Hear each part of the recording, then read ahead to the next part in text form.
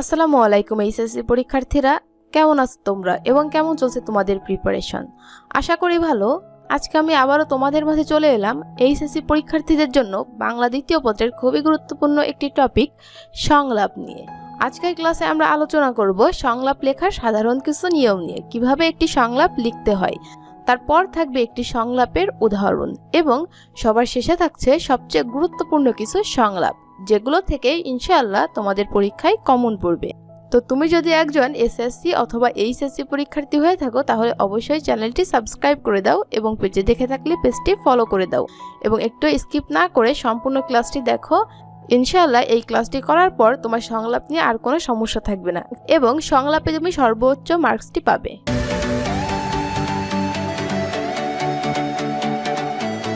তো সংলাপের নিয়ম শুরুর আগে আমাদের জানা প্রয়োজন সংলাপ কাকে বলে। আমরা জানি দুই বা ততোধিক ব্যক্তির মধ্যে যে পারস্পরিক কথাবার্তা সেটি সংলাপ বা কথোপকথন। কথোপকথনের ছলে রচিত যে কোনো সাহিত্যকর্মকেই সংলাপ বলে অভিহিত করা হয় এবং সংলাপের ইংরেজি প্রতিশব্দ হলো ডায়ালগ। তোমরা আগে ডায়ালগ পড়তা না? এসএসসি পরীক্ষাতে আমরা ইংরেজিতে ডায়ালগ লিখতাম, সেই ডায়ালগটি এখন আমাদের বাংলায় লিখতে হয়। তো একটি সংলাপ রচনা করার আগে আমাদের যে বিষয়গুলো বিবেচনায় রাখতে হবে, দেখো প্রথমেই বলা হয়েছে সংলাপ চরিত্রানুগ হওয়া বাঞ্ছনীয়, অর্থাৎ চরিত্র থাকতেই হবে। তারপর বলা হয়েছে চরিত্রের ধরন বুঝে উপযুক্ত সংলাপ রচনা করতে হবে। দ্বিতীয় নম্বরে বলা হয়েছে দেখো আগের সংলাপের সাথে পরের সংলাপের যোগসূত্র থাকা আবশ্যক, অর্থাৎ আমরা জানি একটি সংলাপে দুইটা বা তিনটার মতো চরিত্র থাকে। তো যখন দুইটা চরিত্রের ভিতর কথোপকথন হবে, একটা চরিত্র যে কথাটি বলেছে বা যে সংলাপটি করেছে, যে উক্তিটি করেছে, পরের যে সংলাপটি বা উক্তিটি হবে সেটি তার সাথে সম্পর্কিত, কানেক্টেড হবে। যদি প্রথম বা পূর্বের সংলাপের সাথে পরের বা পরবর্তী সংলাপের যোগসূত্র না থাকে, সেক্ষেত্রে কিন্তু সংলাপটি দেখতে খুবই খারাপ হয়ে যাবে এবং মার্কসও কিন্তু তেমন পাওয়া যাবে না। এজন্য পূর্ববর্তী সংলাপের সঙ্গে পরবর্তী যে সংলাপটি তার যোগসূত্র অবশ্যই থাকতে হবে। তারপরে দেখো 3 নম্বরে কি বলা হয়েছে, সংলাপে গতিশীলতা চাই। সংলাপ যেন বক্তা প্রতিবক্তার নিছক প্রশ্ন উত্তরে সীমাবদ্ধ না থাকে। যখন একটি সংলাপ আমরা লিখতেছি তখন নর্মালি কোনো একজন প্রশ্ন করে আর অন্য একজন উত্তর দেয়, তবে শুধুমাত্র যদি তুমি প্রশ্ন করলা উত্তর দিলা, প্রশ্ন করলা উত্তর দিলা, বোরিং হয়ে যাবে। সেক্ষেত্রে কিন্তু সংলাপটি দেখতে সুন্দর হবে না। এজন্য এটিকে গতিশীল করার জন্য বা প্রাণবন্ত করার জন্য বিভিন্ন ধরনের উপমা আমরা ব্যবহার করতে পারি, যেমন বাহ, সে কি, অর্থাৎ আশ্চর্যজনক যে সকল শব্দ এগুলো আমরা কিন্তু ব্যবহার করতে পারি। সেক্ষেত্রে সংলাপটি দেখতে অনেক বেশি আকর্ষণীয় হবে।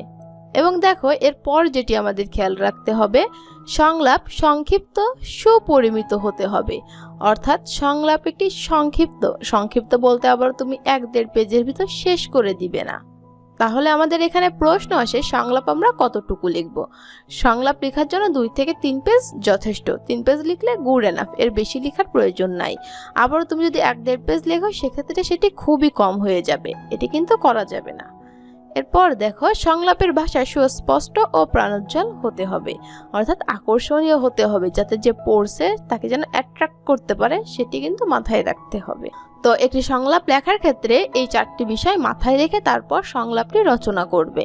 আশা করা যায় যদি তুমি এটি মাথায় রেখে লিখতে পারো, ইনশাআল্লাহ সংলাপে তুমি সর্বোচ্চ মার্কসটি পাবা।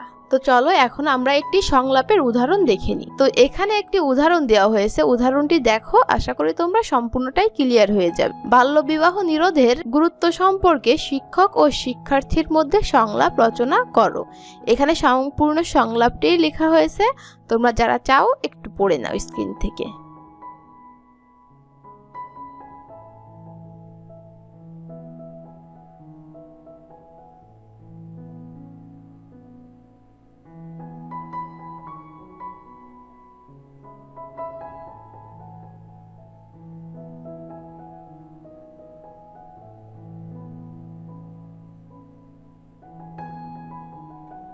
তো আশা করি তোমরা সংলাপটি পড়ে বুঝতে পেরেছো সংলাপ কিভাবে লিখতে হবে।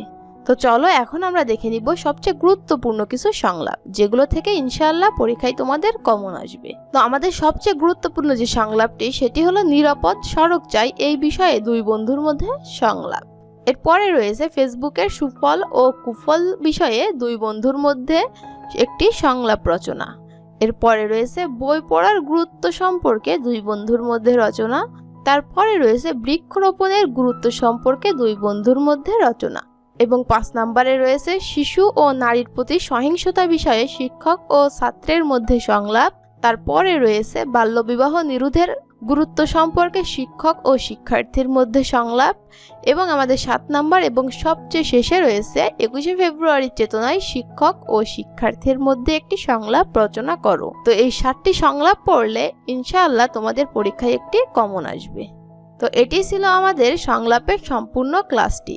আশা করি তোমরা সম্পূর্ণ ক্লাসটি বুঝতে পেরেছো, এবং যে কোথাও বুঝতে না পেরে থাকো তাহলে অবশ্যই কমেন্ট করে জানাও, ইনশাআল্লাহ বুঝিয়ে দিব।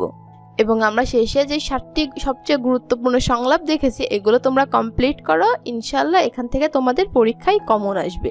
এবং তুমি যদি একজন এসএসসি অথবা এইচএসসি পরীক্ষার্থী হয়ে থাকো, চ্যানেলটি অবশ্যই সাবস্ক্রাইব করে দাও, পেজে দেখে থাকলে পেজটি ফলো করে দাও, লাইক কমেন্ট করতে ভুলবে না।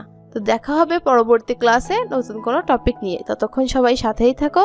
আল্লাহ হাফেজ।